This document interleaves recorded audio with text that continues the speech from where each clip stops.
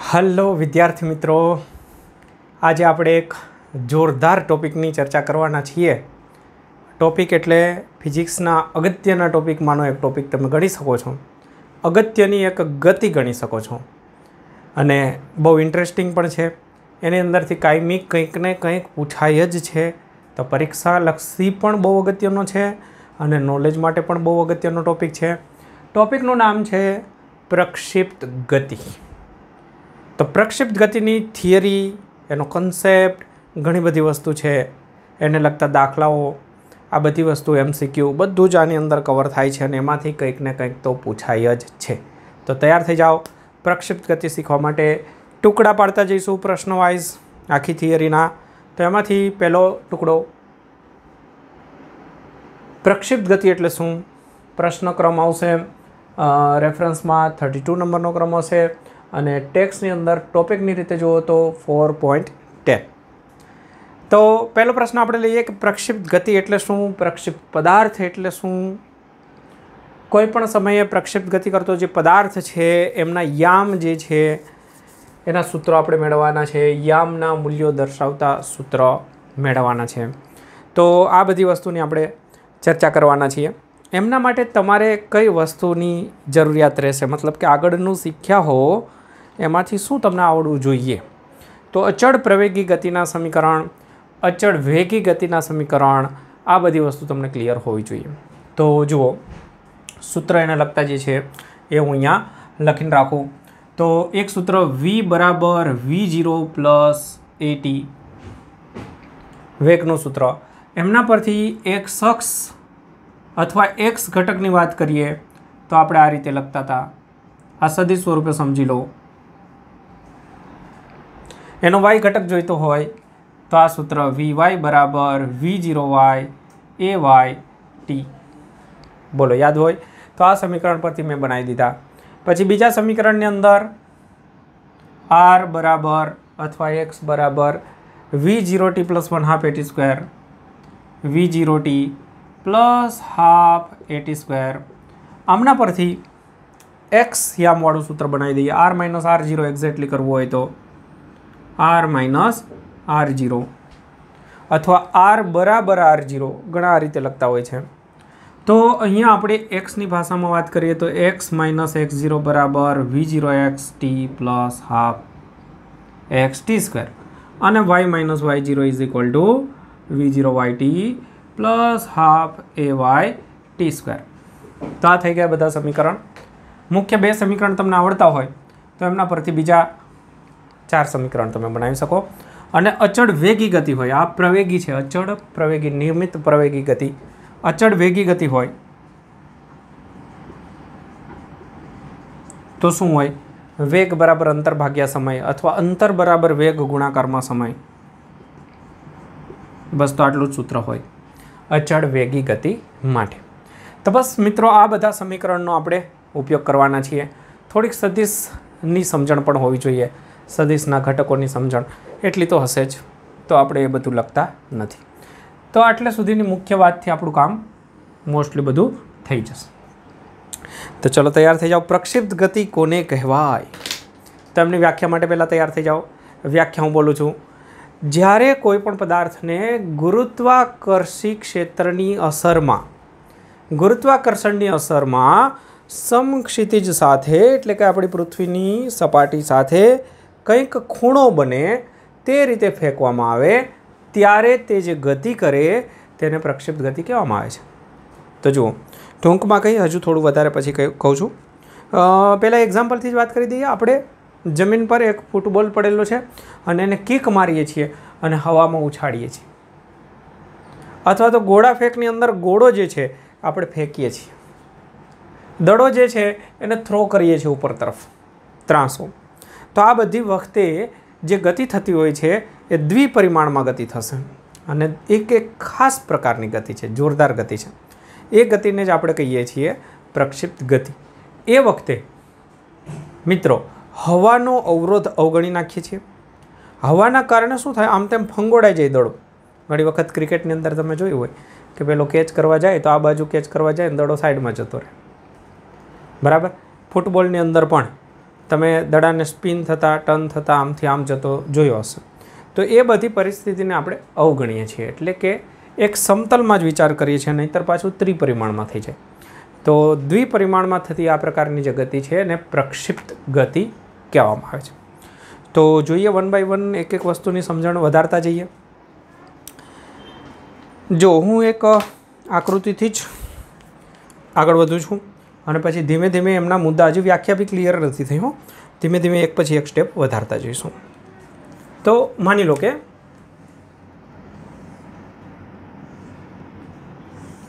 અહીંયાથી આપણે પદાર્થને ફેંકીએ છીએ, ફૂટબોલને કિક મારીએ છીએ. તો જ્યાંથી આપણે ફેંકીએ છીએ ત્યાં ઉગમ બિંદુ ધારી લો. જો અહીંયા ઉગમ બિંદુ ધારી લેશો તો આના યામ શું થાય? 0 0. તો એનો એક્સ યામ પણ 0, વાય યામ પણ 0. તો શરૂઆતની અંદર x0 અને y0 શું થાય? પ્રારંભિક સ્થાન. તો પ્રારંભિક સ્થાન એમના થઈ ગયા 0. ચાલો અહીંયાથી આપણે માની લો કે v0 જેટલા પ્રારંભિક વેગથી θ0 જેટલા ખૂણે ફેંકવામાં આવે છે. તો પહેલી આ સમજણ લઈ લો. v0 જેટલા વેગથી θ0 જેટલા ખૂણે ફેંકવામાં આવે છે. આ વખતે એ ગતિ કરતાં કરતાં આ રીતે જશે, આ રીતે પડશે. આ એમ કે આમને આમ તો નહીં જતો રહે અવકાશની અંદર, તો એ પડવાનો તો છે જ. પૃથ્વીના ગુરુત્વાકર્ષી ક્ષેત્રમાં છે એટલે પૃથ્વી એમને ખેંચશે. તો આ વખતે જે આ પ્રકારની ગતિ થાય છે એ પ્રક્ષિપ્ત ગતિ છે. તો હવે આ ગતિની ખાસિયત શું છે એ એની વ્યાખ્યાની અંદર આવશે. તો હજુ વ્યાખ્યા પૂરી નથી થઈ, બરાબર? વ્યાખ્યા હજુ અધૂરી છે. તો એમાં જુઓ, જ્યારે આ પદાર્થ ગતિ કરતો હોય છે ત્યારે એની અંદર ખાસિયત એ જોવા મળે છે. પહેલું, સમક્ષિતિજ દિશામાં એનો વેગ નિયમિત હોય છે, અચળ હોય છે. અચળ સમક્ષિતિજ વેગ અચળ. અને બીજું, અચળ હોય છે ઉર્ધ્વ દિશામાંનો પ્રવેગ. તો એક્ઝેક્ટલી વ્યાખ્યા આ રીતે થાય છે કે જ્યારે કોઈ પણ પદાર્થને ગુરુત્વાકર્ષણ ક્ષેત્રની અસર હેઠળ સમક્ષિતિજ સાથે કંઈક ખૂણો બનાવે તે રીતે ફેંકવામાં આવે ત્યારે તે નિયમિત સમક્ષિતિજ વેગ અને નિયમિત ઉર્ધ્વ પ્રવેગ સાથે ગતિ કરે છે. આ પ્રકારની ગતિને પ્રક્ષિપ્ત ગતિ કહેવામાં આવે છે અને ગતિ કરતા પદાર્થને પ્રક્ષિપ્ત પદાર્થ કહેવામાં આવે છે. તો આ થઈ ગઈ વ્યાખ્યા. ફરીથી એકાદ વાર બોલીશ, એક બે વખત બોલીશ, બરાબર યાદ રાખી દેજો, પાકી કરી દેજો સમજણ સાથે. બે વસ્તુનો ઉલ્લેખ થવો જોઈએ. નિયમિત સમક્ષિતિજ વેગ, પછી એને સમજીશું કે નિયમિત એટલે ફિક્સ, અચળ.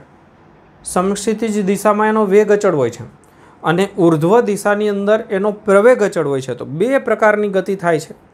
આ બાજુ અચળ વેગી ગતિ, આ બાજુ અચળ પ્રવેગી ગતિ, બે મિક્સ થઈ અને આપણને પ્રક્ષિપ્ત ગતિ મળે છે, બરાબર? તો આની અંદર બે ગતિ છુપાયેલી છે અને બેનો અલગ અલગ અભ્યાસ કરી આપણે શકીએ છીએ.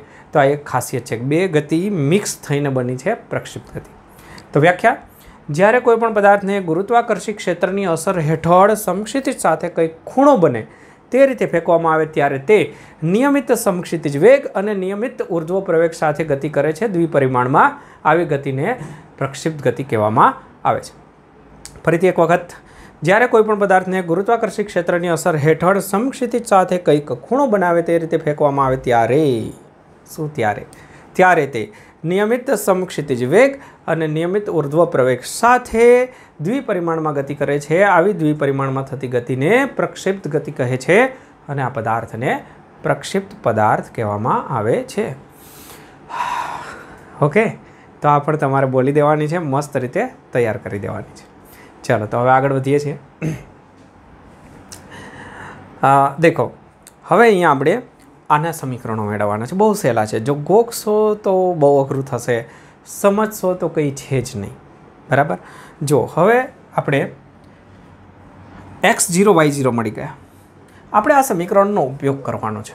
તો આ સમીકરણની અંદર x0 y0 v0x v0y ax ay આ બધી વસ્તુ શોધવાની છે, નામો મૂકવાની છે. કોઈ ખાસ લાંબી બુદ્ધિ વાપરવાની નથી. અહીંયાથી જે અઘરું દેખાશે ત્યાં કોઈ ખરેખર બુદ્ધિ વાપરવાની નથી.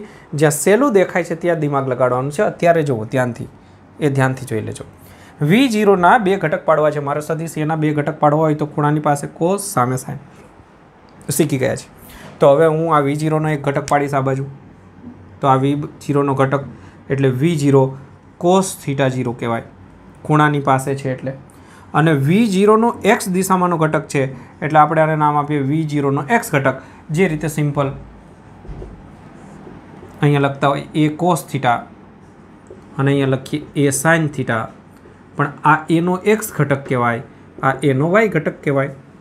તો એ જ રીતે આ v0નો x ઘટક થયો અને હવે v0નો y ઘટક લઈશ. તો v0નો y ઘટક શું થશે? v0 sin θ. ચલો, તો v0ના મેં બે ભાગ પાડી દીધા, v0 cos અને v0 sin. એક x ઘટક થયો, એક y ઘટક. હવે પ્રવેગની વાત કરી લઈએ. અહીંયા ઘણા મિત્રોને તકલીફ થઈ જતી હોય છે. બરાબર ધ્યાન દેજો. ડિફિકલ્ટીમાં આવતું હોય છે, કન્ફ્યુઝનમાં આવતું હોય છે. બહુ સિમ્પલ છે. સિમ્પલ છે તોય કન્ફ્યુઝન. હા, જો પ્રવેગની વાત કરું. પ્રવેગ, આખા માર્ગે પ્રવેગ ગુરુત્વ પ્રવેગ હોય, નીચે તરફ હોય તો હું એમના બરાબર આવું લખીશ. કોઈએ વાંધો ના ઉઠાવવો. કોઈ પણ સદિશ બરાબર એમનું મૂલ્ય અને ગુણાકારમાં એમની દિશા. તો આ રાખું છું એનું મૂલ્ય અને ગુણાકારમાં એની ડાયરેક્શન કઈ નીચે હોય અને x કહીએ અને y કહીએ. તો નીચે હોય તો શું લખાય? આઈ કેરેટ લખાય કે કે કેરેટ લખાય? બોલો, વિચારો. તો મને લાગે ત્યાં સુધી એમાંથી કંઈ ના લખાય, આવું લખાય. બરાબર છે? ચલો, આમાં કોઈને કંઈ પ્રોબ્લેમ ના હોવો જોઈએ. સદિશ બરાબર એનું મૂલ્ય ગુણાકારમાં એમની દિશા. હવે જરા ધ્યાનથી જોજો. આમના બરાબર હું આવી ગોઠવણી કરું છું. 0 ગુણાકારમાં આઈ કેરેટ પ્લસ માઇનસ a ગુણાકારમાં જે કેરેટ. ચલો, આમાં કોઈ તકલીફ છે, ફરક છે? આ 0 થઈ ગયો અને અહીંયા માઇનસ a જે કેરેટ. તો આ માઇનસ a જે કેરેટ જ છે. તો હવે હું તમને આમાંથી પૂછું કે આનો x ઘટક કયો, તો તમારે કેવું જ જોઈએ મને કે સાહેબ આ x ઘટક છે અને આટલું જે છે એ y ઘટક છે. આઈ કેરેટની સાથે હોય એને x ઘટક કહીએ છીએ, જે કેરેટની સાથે હોય એને y ઘટક કહીએ છીએ. તો જે કેરેટની સાથે આટલું છે એમાં આગળ શું છે? તો કે માઇનસ a. એટલે ay બરાબર મળ્યું મને માઇનસ a અને એ x દિશામાં કોઈ પ્રવેગ નથી. ના જ હોય ને ભાઈ, પૃથ્વી આમ થોડી ખેંચશે, પૃથ્વી તો આમ ખેંચશે. તો પ્રવેગ હશે, બળ લગાડશે તો આ ડાયરેક્શનમાં લગાડશે. આ ડાયરેક્શનમાં તો કોઈ બળ નથી લગાડતી પૃથ્વી, તો પછી એ ડાયરેક્શનમાં પ્રવેગ પણ ના હોય. તો x દિશામાં કોઈ પ્રવેગ નથી, મતલબ કે અચળ વેગી ગતિ. મતલબ કે અચળ વેગી ગતિ. x દિશામાં નિયમિત વેગ અને y દિશાની અંદર પ્રવેગિત ગતિ. બોલો, ક્લિયર થયું? તો બે ભાગ પડી ગયા છે આખી ગતિના. પ્રવેગના બી બે ભાગ, વેગના પણ બે ભાગ, અંતરના પણ બે ભાગ. બસ, તો આટલું જેને આવડે એને સમજો લગભગ બધું આવડી ગયું. પછી ગોઠવણી જ છે, મેથ્સ જ છે. સામાન્ય મેથ્સ ગોઠવણી કરતા જવાની છે. સમજણ માટે આટલું છે બાળકો. તો આ બરાબર તૈયાર કરી દો. 2 થી 4 વખત આટલું જ ખાલી ડ્રો કરી દો. 2-4 વખત આટલું ડ્રો કરી દો, આવડી જ જાય. ચલો, તો આટલી વસ્તુની સમજણ 2 વખત વિડીયો જોઈ લેવો, 2-4 વાર લખી દેવું અને હવે હું આગળ વધું છું. ફક્ત કિંમતો જ મૂકવાની છે. કોઈ લોજિક નથી વાપરવાનું, કોઈ દિમાગ નથી વાપરવાનું, કિંમતો જ મૂકવાની છે. ચલો, ક્લિયર? આટલે સુધીનું પહેલાં લખી લો, પછી હું આમાં કિંમતો મૂકતો જઈશ.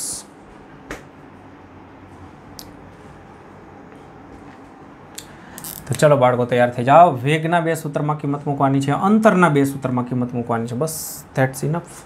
પૂરું. તૈયાર? ચલો, પહેલાં માની લો કે હું વેગનું સૂત્ર પકડું છું. x દિશામાંનો વેગ, x દિશામાંનો વેગ vx. મારી પાસે જગ્યા હોય થોડી ઓછી એટલે તમે એડજસ્ટ કરતા જજો, સમજતા જજો. v0x એટલે કે x ઘટક વેગનો v0 cos થીટા ax 0 પતી ગયું x 0. જો અહીંયા બધું રાખ્યું છે, ભૂલી ના જતા. હું આ બેનો ઉપયોગ કરીશ, આનો ઉપયોગ કરીશ, આ બેનો ઉપયોગ કરીશ, ત્યારબાદ આ બંનેનો ઉપયોગ કરીશ. ક્લિયર છે? બધું દેખાય છે કમ્પ્લીટ?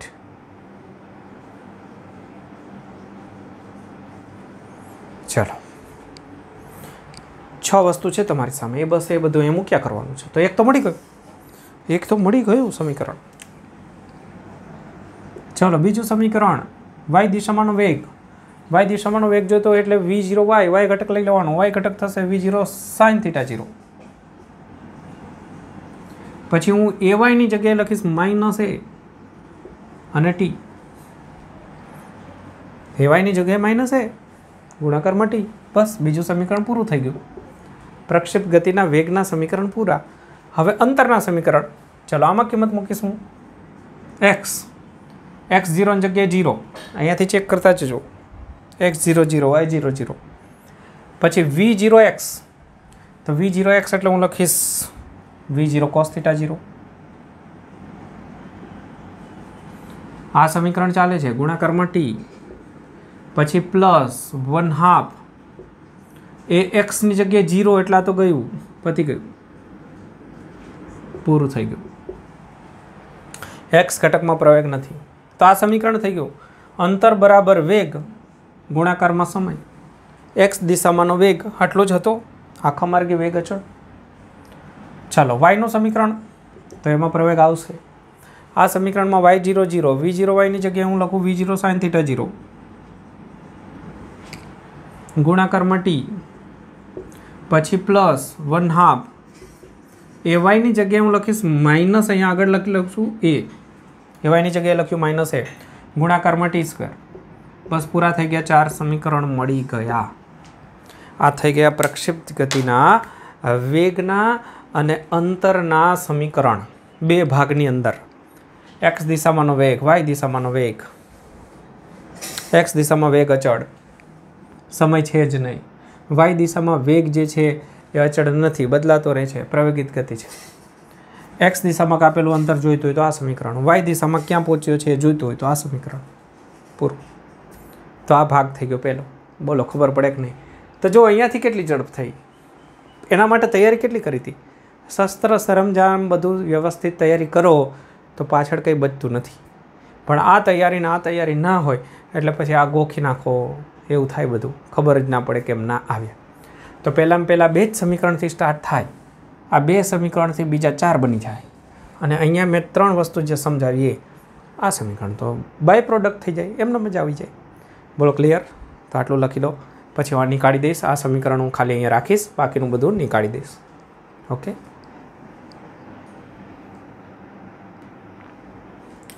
ઓકે મિત્રો, નીકાળતા પહેલાં એક ખાલી સુધારો કરીશ.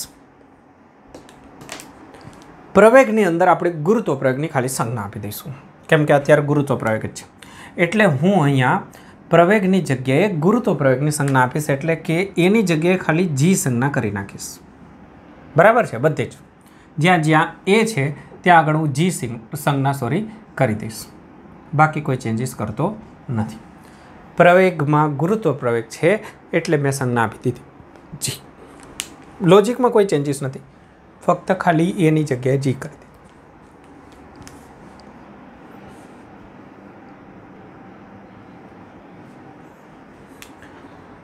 જો મિત્રો ત્યારબાદ એક મોસ્ટ આઈએમપી પ્રશ્ન વારંવાર પૂછાતો રહે છે. પ્રક્ષેપ પદાર્થ વ્યાખ્યા તો કદાચ પાછી રિપીટ પૂછાય અથવા ના પૂછાય. તો ગતિપથનું સમીકરણ, પ્રક્ષેપ પદાર્થના ગતિપથનું સમીકરણ આ સાબિત કરવાનું છે. રેફરન્સની અંદર અહીંયા થોડીક ભૂલ છે, એ પણ સુધારો કરજો. અહીંયા 2 અહીંયા અંદર લઈને આખા પર કોસ જે છે એનો વર્ગ કર્યો છે. 2 અલગ છે, કોસનો વર્ગ છે. તો આ રીતનું સમીકરણ મેળવવાનું છે. અથવા એવું કે પ્રક્ષેપ પદાર્થનો ગતિપથ પર વલય આકારનો હોય છે તેમ સમજાવું. પર વલયનું એક સમીકરણ યાદ રાખવાનું છે. મેથ્સની અંદર વર્તુળનું સમીકરણ હોય, સુરેખનું સમીકરણ હોય, સુરેખ ગતિનું સમીકરણ હોય y બરાબર mx પ્લસ c, એ રીતે પરવલયનું સમીકરણ હોય, ઉપવલયનું સમીકરણ હોય, અતિવલયનું સમીકરણ હોય. તો એ મેથ્સનો ડિપાર્ટમેન્ટ છે. આપણે ખાલી એક સમીકરણ યાદ રાખીશું. તો આમાં કોઈ સમજણ નથી, એટલે સમજણ તો મેથ્સમાં લેવાની થશે ઘણી બધી, પણ આપણે અત્યારે એક સમીકરણ યાદ રાખીશું પરવલયનું.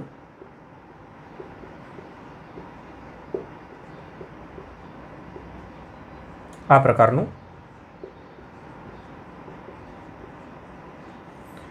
પ્રકારનું સમીકરણ હોય તો એ પદાર્થ પરવલય એટલે આ રીતે, આ પ્રકારનો આકાર આ રીતે ગતિ કરતો હોય. સુરેખ હોય તો આ રીતે, તો એનું સમીકરણ હોય y બરાબર mx પ્લસ c. આ સુરેખાનું સમીકરણ છે. તો મેથ્સની અંદર અલગ અલગ ગતિના અલગ અલગ સમીકરણ હોય. એમાં તમારે યાદ રાખવાનું છે કે પરવલયનું સમીકરણ આ સ્વરૂપનું હોય. આ સ્વરૂપનો મતલબ એ કોઈ અચળાંક હોય એમાં કંઈ પણ આવે, બી અચળાંક હોય 2, 4, 6, 8, 10 કંઈ પણ આવે. અહીંયા x આવવું જોઈએ, અહીંયા x² આવવું જોઈએ. આ પ્રકારનું સમીકરણ હોય તો એવી ગતિને પરવલય આકારની ગતિ કહી શકાય. તો આ સમીકરણ તો આપી જ દીધું છે ઓલરેડી. આની સાથે સરખામણી કરી દઈશું છેલ્લે કહીશું કે પરવલય આકાર છે. પણ આપણે પહેલાં સાબિત કરવાનું છે.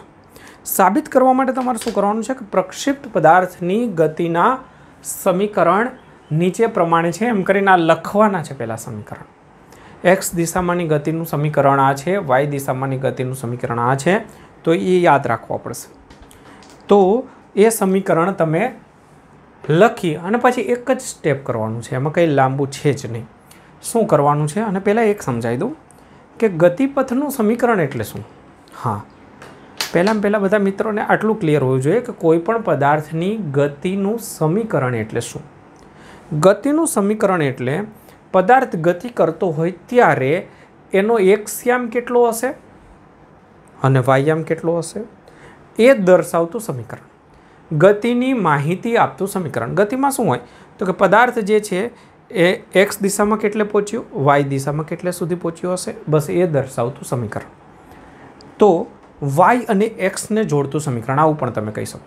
જો છે વાય અને એક્સ, તો કોઈપણના સમીકરણમાં વાય અને એક્સ આવશે, બાકીના અચળાંકો રહેશે. તો શું કરવાનું છે, સમીકરણ નંબર આને 1 કહી દો, આને કહી દો 2. આ લખી દેવાનું પહેલાં સમીકરણ. પછી એક જ સ્ટેપ છે, સમીકરણ 1માંથી ટીને સૂત્રનો કરતા બનાવવાનો.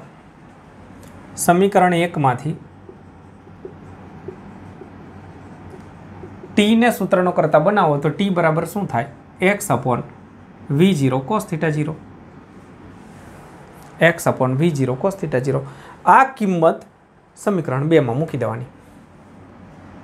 આ કિંમત સમીકરણ 2માં મૂકતા એટલે પ્રશ્ન પૂરો. તો સમીકરણ 2ની અંદર કિંમત મૂકીએ તો y બરાબર શું થશે, y બરાબર થશે v0 sin θ 0 અને t ની જગ્યાએ હું લખીશ x/, એ જ રીતે પછી -1/2 અને g અને t નો વર્ગ એટલે કે આટલાનો વર્ગ એટલે x² v0² અને cos². પૂરું. હવે આપણે થોડું સાદુરૂપ આપતા જઈએ. તો જો અહીંયા કેન્સલ, સાઇનના છેદમાં cos એટલે tan θ 0 ઇન્ટુ x -1/2 g એટલે કે g/2 ગુણાકારની અંદર v0² cos² θ 0 ઇન્ટુ x². અહીંયા v0² પણ આવશે.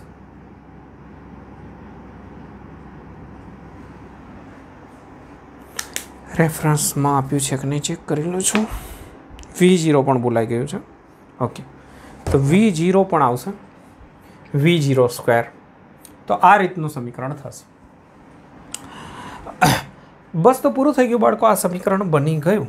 આ સમીકરણ થઈ ગયું y બરાબર tan θ x -g/2 v0² cos² θ 1 અને ગુણાકારમાં x². તો આ સમીકરણ જે છે એને પરવલયના સમીકરણ y બરાબર ax - bx² સાથે સરખાવી શકાય છે.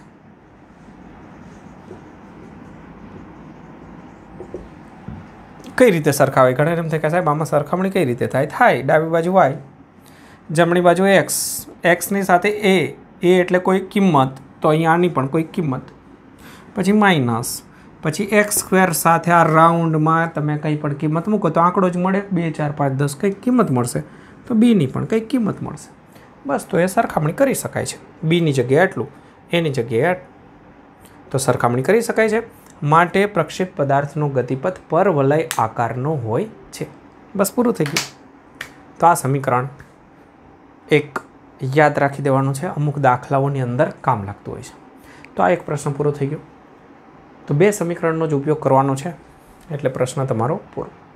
ચાલો તો લખી દેજો, હું નીકાળી દઉં છું. હવે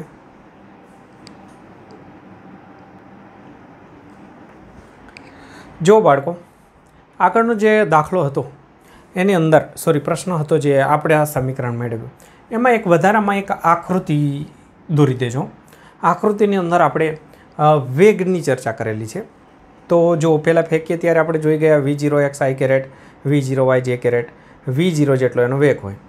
જેમ જેમ ઉપર જશે તેમ તેમ એનો વેગ બદલાશે. માની લો કે અહીંયા વેગ સ્પર્શકની દિશામાં હોય હંમેશા, તો એમના 2 ઘટક પડશે. એમાંથી ખાસ ધ્યાન દેજો, એક્સ ઘટક ક્યારેય બદલાય નહીં આખા માર્ગે. આપણે શું કહ્યું હતું? પ્રક્ષેપિત ગતિમાં વેગ એક્સ દિશામાં અચળ હોય. તો અહીંયાથી જે શરૂઆત થઈ એ થઈ, બસ આ ઘટક એટલો જ રહેશે. પણ આ ઘટક બદલાશે. આ ઘટક પહેલાં વધારે હોય, પછી જેમ જેમ ઉપર જાય એટલે ઘટે, આ નાનો બની જાય, વેગનો વાય ઘટક. પછી ટોચ પર આવો, ટોચ પર આવો એટલે હવે પદાર્થ ઉપર નથી જતો, એટલે ઉપરની દિશામાંનો વેગ 0 થઈ જાય. વેગનો વાય ઘટક 0 થાય. એક્સ ઘટક કાયમી ફિક્સ, આટલો ને આટલો જ, આટલો ને આટલો જ, ગમે ત્યાં જાય. જો અહીંયા પણ પહોંચે છે, પહેલાં ઉપર જતો હતો, હવે નીચે આવે, નીચે આવે તો 2 ઘટક આમ પડે, તો એ તમે ધ્યાનથી જુઓ, કોઈ બદલાશે જ નહીં. આ બદલાવાનું જ નથી. આખા માર્ગે એક્સ ઘટક અચળ. વાય ઘટક જુઓ નીચે જતો રહ્યો, પહેલાં ઉપર હતો, પછી ઘટીને 0 થયો, પછી નીચે આવી ગયો. અને છેડે અહીંયા જ્યારે માની લો કે અગાસીએથી તમે ફેંક્યો હોય તો હજુ નીચે જગ્યા હોય અને જો ગતિ કરે અથવા પડતી વખતે, ચલો જમીન પણ આવી ગઈ, વાંધો નહીં, તો નીચે પડતી વખતે એમનો વેગ આ બાજુ હશે, તો એના ફરીથી તમે 2 ઘટક પાડશો તો જુઓ આમાં કોઈ ફરક નહીં. હવે આ ઘટક જે છે એક્ઝેક્ટ અહીંયા ફેંકતી વખતનો જે ઘટક હતો એટલો થઈ ગયો હોય, તો આ બંને સરખા. પછી અહીંયા વચ્ચેનું કોઈક બિંદુ સરખા અંતરે હોય તો પાછા સરખા અને ઉપર 0. મતલબ અહીંયા વધારેમાં વધારે વેગ હોય, પછી ઘટે, પછી 0, પછી ઉલટી દિશાની અંદર વધે, પછી મહત્તમ. તો વાય દિશામાંનો જે વેગ છે ને એની અંદર ફરક પડે છે, એક્સ દિશાના વેગને કોઈ ફરક પડતો નથી. તો આ રીતનો એક ગ્રાફ તમારે ડ્રો કરી દેવો. આગળના પ્રશ્નમાં આ પ્રશ્નની અંદર બુકમાં એક ગ્રાફ આપ્યો છે તો એ લઈ લો. ચલો, ત્યારબાદ હું હવે આ નીકાળી દઈશ અને એક બીજો પ્રશ્ન સમજાવું છું. હવે નાના નાના પ્રશ્નો છે જેનો તમને દાખલા MCQમાં સૂત્ર જે મળશે એનો ઉપયોગ થતો રહેશે.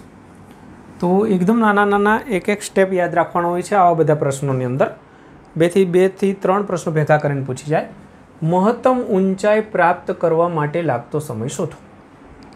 પદાર્થને ફેંકો તો ટોચ પર પહોંચવા માટે કેટલો સમય લાગશે એ શોધવાનું છે. તો એમના માટે જુઓ, અહીંયાથી ફેંકી દીધો તો આ મહત્તમ ઊંચાઈ, અહીંયા સુધી પહોંચવા માટેના સમયને TM કહીએ, તો બસ એ શોધવાનો છે. હવે અહીંયા એક સમીકરણ પકડવાના છે, ધ્યાનથી દિમાગ લગાવીને સમીકરણ પસંદ કરવાનું છે કે જ્યારે ટોચ પર પહોંચી જાય ત્યારે શું શૂન્ય હોય? અંતર શૂન્ય હોય એક્સ દિશામાંનું, વાય દિશામાંનું. વેગ કોઈ શૂન્ય હોય, 4માંથી કંઈ પણ વિચારવાનું. જ્યારે ટોચ પર પહોંચે ત્યારે શું શૂન્ય હોય એવો કઈ આઈડિયા?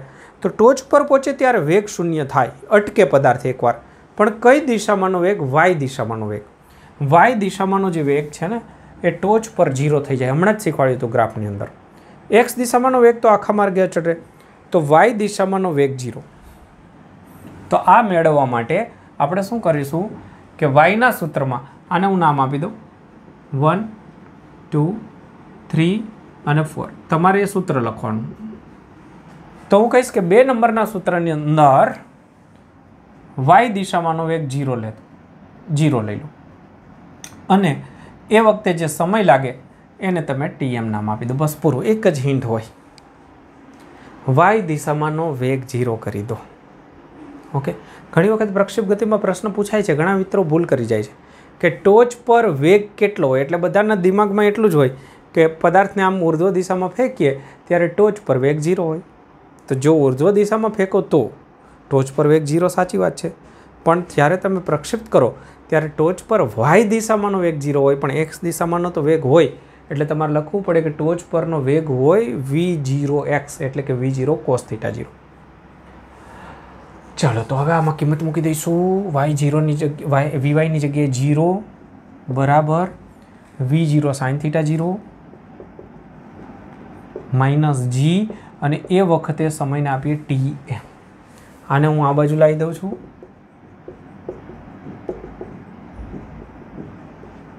તો સમય મળી ગયો બરાબર મળશે v0 sin θ0 અપોન g. આ યાદ પણ રાખવાનું છે.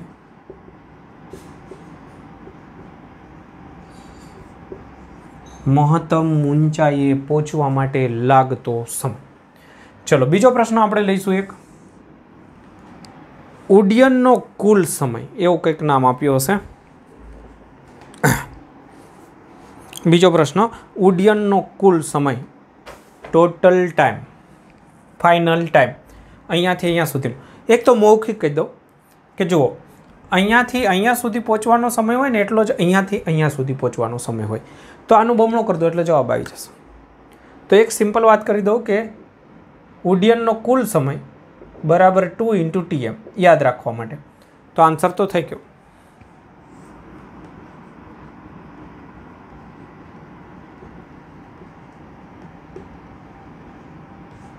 જવાબ તો થઈ ગયો, પણ આપણે બુકમાં જે રીતે આપ્યું છે એ રીતે મેળવીશું.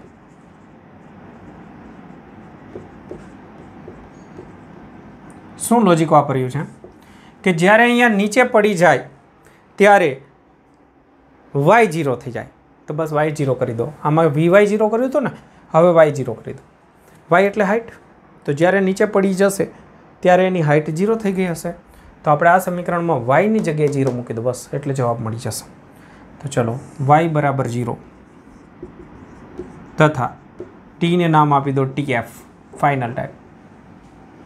તો હું 0 લખું છું, પછી v0 sin θ0, t ને નામ આપી દો tf, 1/2 g tf નો સ્ક્વેર. માઇનસ વાળું પદ આ બાજુ લઈ દઉં છું.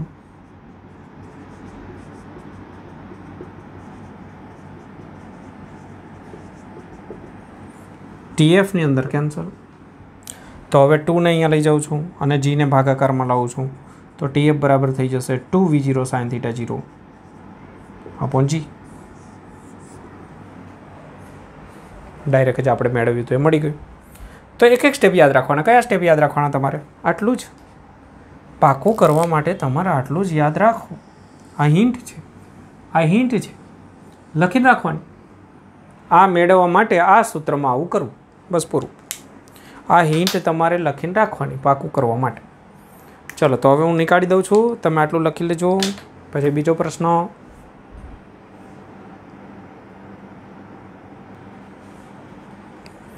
ચાલો જુઓ, નવો પ્રશ્ન છે. મહત્તમ ઊંચાઈ મેળવો, વધારેમાં વધારે હાઇટ મેળવો. બહુ અગત્યનું સૂત્ર મળશે એમના માટે. હાઇટ એટલે કયું સમીકરણ આવે? અંતરનું આવે, વેગનું આવે? પહેલાં તો એ વિચારો. હાઇટ એટલે અંતરનું સમીકરણ હોય કે વેગનું સમીકરણ હોય? અને જેમાંય કયું સમીકરણ હોય, મતલબ એક્સ અક્ષનું હોય કે વાય અક્ષનું હોય? તો થોડુંક દિમાગ લગાડો એટલે ખ્યાલ આવી જાય કે હાઇટ એટલે અંતર છે અને વાય દિશામાંનું અંતર છે. તો વાયનું સૂત્ર પકડો, એમાં સમય એવો આપો કે જેથી એ ટોચ પર પહોંચી જાય. કેટલો સમય આપવાનો વિચારો. કયો